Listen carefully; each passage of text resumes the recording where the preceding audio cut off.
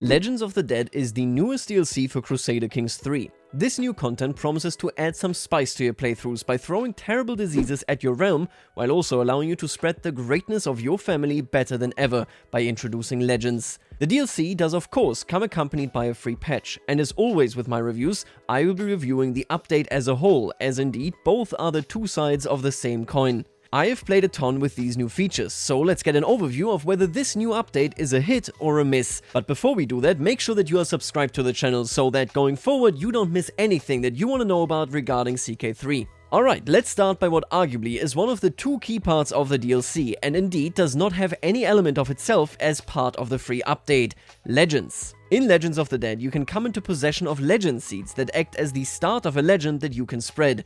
You will find that many regions of the world have various historical legends just lying around at the start of the game, giving you plenty of opportunity no matter where you start to really take in the local perception of the world. Legends themselves are a really interesting system, although there are certainly also some caveats. You can get the most out of playing with legends if you are indeed the actual owner of the legend, rather than, for example, just one of the promoters or even a completely neutral person. You will not just be able to shape the story of the legend itself quite significantly, but also to leave a stamp on this memory of the protagonist's existence. The individual legends range from things your character or one of your ancestors actually achieved, all the way to fantastical claims entirely made to embellish the right of your family to rule. If you or one of your neighbors is spreading a legend, you will of course also get events related to them. It has to be said that, similar to the events of tours and tournaments activities for example, these events will after some time get quite repetitive. However, there is a good amount of them out there in general, meaning that this fatigue shouldn't set in all too soon. Mechanically speaking, legends are nicely embedded in existing features like activities, the danger score of a province while you travel, or for example old decisions like restoring the Roman Empire that will now give you a legend seed. Starting, promoting, upgrading and finally finishing a legend feels engaging, comes with plenty of benefits and is generally worthwhile doing, meaning that you will engage with the content of this DLC quite frequently as you play and be pretty happy about it. My favorite part of playing with legends is that the rewards for all legend types offer interesting follow-up actions. Yes, legends do, of course, come often with modifiers that will just make your land, your rule, or even your character better without you doing anything else for it. However, after finishing them, you will also be able to do cool things like building unique legendary buildings, gaining access to unique decisions like converting large parts of your realm, and gaining access to unique casus belli that, for example, let you uproot your entire realm into a different location. This is much more engaging than simply stacking modifiers in my eyes, and I think a big plus of how this was designed. All in all, spreading a legend and then indeed completing it and what comes immediately after is fun, and I can only recommend playing with it. Now, as with all new features in CK3, there is a discussion that raged on in parts of the CK3 community about whether legends are overpowered or not. They are fun, that much can be said, but are they overpowered to a degree where they take away enjoyment by making the game lag challenge? Let's talk about it. CK3 historically has had, and in fact even now has, problems with regards to balancing. I think that should be clear. When CK3's latest expansion, Tours and Tournaments, came out last year, I specifically called out activities for being unbelievably unbalanced in my review. You can never really stop experienced players from exploiting certain things in games, but the problem with activities is that you don't even need any degree of deep knowledge of the game, you just stumble into infinite resources. Doing one grand tour will give you up to 6,000 prestige, and doing one pilgrimage can give you up to 3,000 or even 4,000 piety. That is terrible, considering that anybody can stumble into this, trivializing any challenge that the game may throw at you. Now, the bad news first. Activities still do this, even in this version of the game. But for the good news, legends are honestly nowhere near this level of broken, if I would call them broken at all. Most results that you get out of bonuses, effects and casus belli from a legend can be facilitated through alternative means at a pretty similar cost. You can conquer massive areas easily without getting, for example, the Ancestral Reclamation effect. You can also convert large territories or stage invasions of foreign realms and migrate without completing a legend. Legends are not the overly powerful must-do path that activities are when it comes to, for example, prestige gain. Instead, they simply add another path towards whatever you may want to achieve, while statistically absorbing more of your money than activities ever would. In short, Legends mostly open up new and more embellished paths towards what you can already do on other parts. They will aid you in telling your story, and I think that is their biggest strength here. What you can achieve with them can already be achieved in other ways that have a similar cost, but well, other ways aren't nearly as cool as enshrining one of your ancestors as a saint. So, in short, Legends are an engaging system that isn't all too powerful, but certainly attractive. Now, before we move on, I do want to bring up my two biggest personal gripes with Legends, because as much as I really like them, I certainly also see some negatives. Firstly, if you tend to play past the first 100 or even 200 years of the game, you will eventually find that the initial Legend landscape feels a lot better compared to what comes thereafter. Seeing Legends refer to real myths and families is awesome and immersive, but once the historical seeds have been used, later Legends are of course entirely generic. Seeing a bunch of custodians of the holy site or the most pious life of insert random name is just not that great. While it is nice to see the AI use the Legend system very proactively, it just kind of feels uninspiring. I guarantee you that if it is a generic Legend, you are very unlikely to be recalling any of their names or any of the protagonists once, well, everything is said and done. Something that feels as unimmersive as what I just lamented is my second major gripe. Legends dissipate far too quickly. Once you finish a legend, its spread will begin retreating and eventually disappear entirely, roughly where it was started. This sounds fine, but the time frame for this is far too short, as you can see in the footage currently on screen. It can indeed happen that legends fade entirely while the protagonist is, well, still alive. Everybody around them appears to suffer from a very short attention span.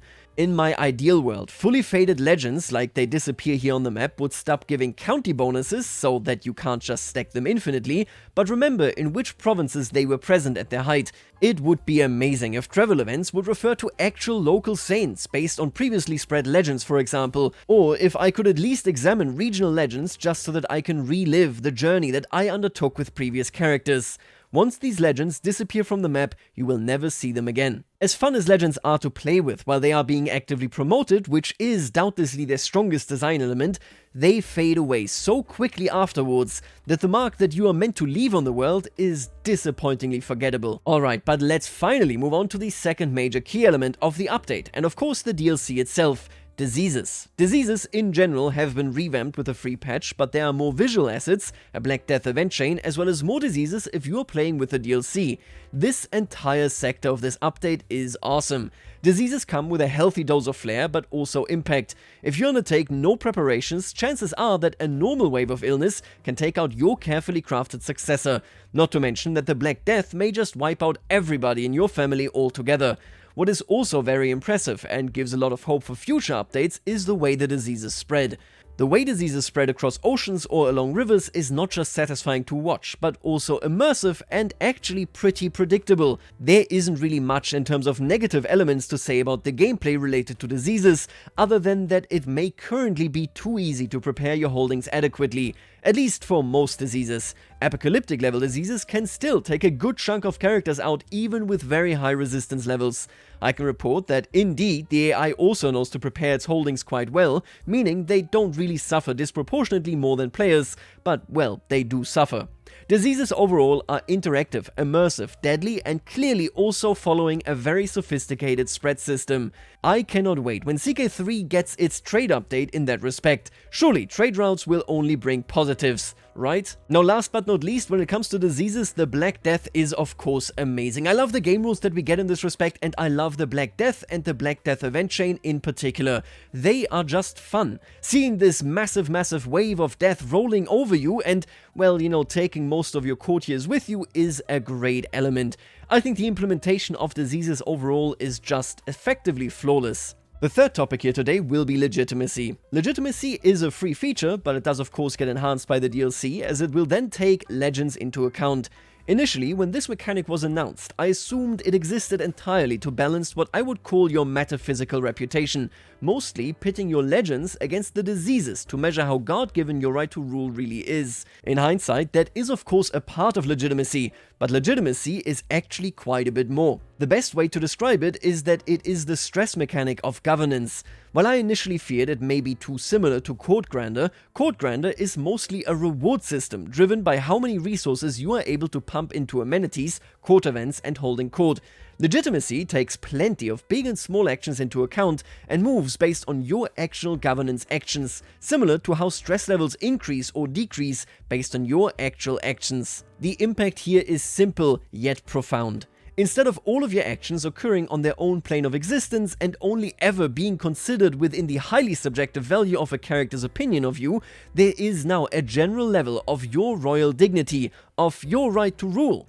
Defeating claimant factions now has a noticeable impact on the pacification of an unruly realm even across generations, as of course your heir inherits a part of your legitimacy. This is much better than what existed beforehand, as we then simply had a short-term opinion boost by defeating such a faction. Legitimacy is incredibly well embedded in virtually all other systems. You can gain legitimacy by releasing valuable prisoners, so by showing mercy, by winning wars, by creating legends, by holding court or attending activities. You can also lose it by having plagues in your capital, by losing wars, by losing titles, and so on, making it so that, like I said, it effectively functions as a stress mechanic except for your governance.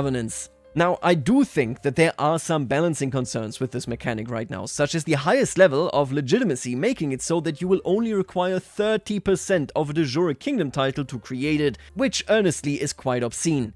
Legitimacy will quickly become something that you can't believe you ever played without, I can guarantee you that. I hope that in the future there may be additional levels to it, such as, for example, legitimacy per title, only being able to create titles if you have a certain level of legitimacy, only being able to pass crown authority or succession laws at certain levels, and so on. All of these ideas aside though, I think legitimacy as it is right now already slaps. And most importantly, it is of course also very moddable. Alright, and with that we are now at the last and broadest topic of this video, literally everything else. The visual changes in this update both on the map but also for character outfits, character animations, and last but not least the map table are great.